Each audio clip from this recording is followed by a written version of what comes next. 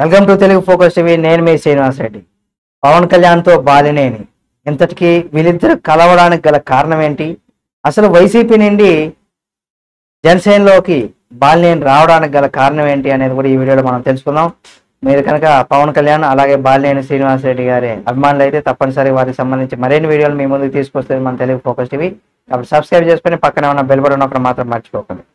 ఇక ఏపీలో వైసీపీ అధికారం కోల్పోయిన తర్వాత ఆ పార్టీలో ఎదురవుతున్నటువంటి పరిస్థితుల నేపథ్యంలో ప్రస్తుతం కీలకమైనటువంటి నేతగా ఉన్నటువంటి వ్యక్తి మాజీ మంత్రి బాలినేని శ్రీనివాసరెడ్డి, మాజీ ఎమ్మెల్యే సామినేని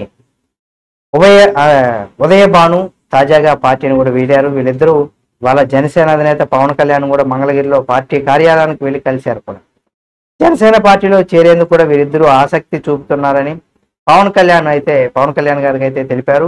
దీంతో పవన్ కళ్యాణ్ వారిని పార్టీలోకి ఆహ్వానించారు.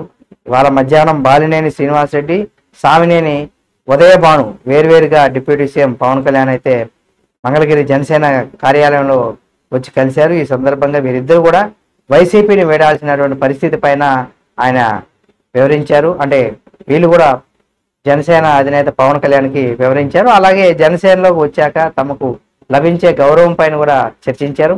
ఈ మేరకు పవన్ కళ్యాణ్ కీలకమైనటువంటి హామీలు ఇచ్చినట్టుగా కూడా తెలుస్తుంది. అయితే వైసీపీలోనే కాకుండా సీనియర్ నేతగా కీలక పదవులు ఇస్తామని చెప్పినట్టుగా కూడా అంటే తెలుస్తుంది. బాలినేనికి అలాగే సామినేని ఉదయభాను వీళ్ళిద్దరు కూడా ఎమ్మెల్సీ అవకాశాలు కల్పిస్తామని కూడా చెప్పినట్టుగా ఒక ప్రచారం అయితే జరుగుతుంది. ఇందులో ఎంత వాస్తవం అనేది కూడా మనం రానున్న రోజుల్లో మనకు తెలిసిపోతుంది. అయితే పవన్ కళ్యాణ్తో భేటీ తర్వాత బయటకు వచ్చినటువంటి సామినేని ఉదయభాను మీడియాతో కూడా మాట్లాడారు. జగన్ విధానాలు నచ్చక పార్టీని వీడుతున్నట్టుగా కూడా ఆయన తెలిపారు. వైసీపీని తక్షణం రాజీనామా చేస్తున్నట్టుగా కూడా ప్రకటించారు. తనతో ప్రయాణం చేసే వాళ్ళకి జనసేన పార్టీలోకి ఆహ్వానిస్తున్నట్టుగా కూడా తెలిపారు. జనసేన పార్టీ బలోపేతం చేయడానికి తన వంతు కృషి చేస్తున్నామని, ఈ నెల 22వ తేదీన జనసేన పార్టీలో చేరుతున్నట్టుగా కూడా వాళ్ళు వెల్లడించారు. అయితే ఇక్కడ అధికారం కోల్పోయినప్పటి నుండి కూడా వైసీపీకి భారీ షాకులు తప్పడం లేదు. గత 5 ఏళ్ల పాటు అధికారం అనుభవించినటువంటి నేతల్లో దశాబ్ద కాలంగా జగన్కు అండగా నిలిచినటువంటి పలువురు సన్నిహిత నేతలు కూడా ఇప్పుడు ఆ పార్టీని వీడుతున్నారు. ఇందులో భాగంగానే మనం మోపిదేవి వెంకటరమణ వైసీపీని వీడడం, ఆ పార్టీ నుంచి రాజ్యసభ ఎంపీ పదవికి కూడా గుడ్ బై చెప్పి రావడం, తాజాగా జగన్కు బంధువైనటువంటి మాజీ మంత్రి బాలినేని శ్రీనివాసరెడ్డి వైసీపీని కూడా వీడారు. ఇప్పుడు మరో జగన్ సన్నిహితుడిగా ఉన్నటువంటి ఈయన కూడా ఇదే పాట అంటే పార్టీని వీడి జనసేనలోకి వెళ్ళేయడానికి అన్నీ కూడా సిద్ధం చేసుకున్నారు. అయితే నిన్న వైసీపీకి రాజీనామా చేసిన ఆ లేఖను కూడా జగన్మోహన్ రెడ్డి గారికి పంపించారు బాలినేని శ్రీనివాసరెడ్డి. ఇవాళ పవన్ కళ్యాణ్ కూడా ఆయన కలిసి వీళ్ళిద్దరు కూడా భేటీ అయ్యారు. అనంతరం ఆయన కూడా జనసేన పార్టీలో చేరేందుకు కూడా ముహూర్తం కూడా ఫిక్స్ కానుంది అయితే చేసుకున్నట్టుగా తెలుస్తుంది. అదే సమయంలో జగ్గయ్యపేట మాజీ ఎమ్మెల్యే జగన్కు అలాగే వైఎస్ కుటుంబానికి కూడా చాలా సన్నిహితంగా ఉన్నటువంటి వ్యక్తి సామినేని ఉదయభాను సైతం వైసీపీని వీడి ఇందాక మనం చెప్పుకున్నాం.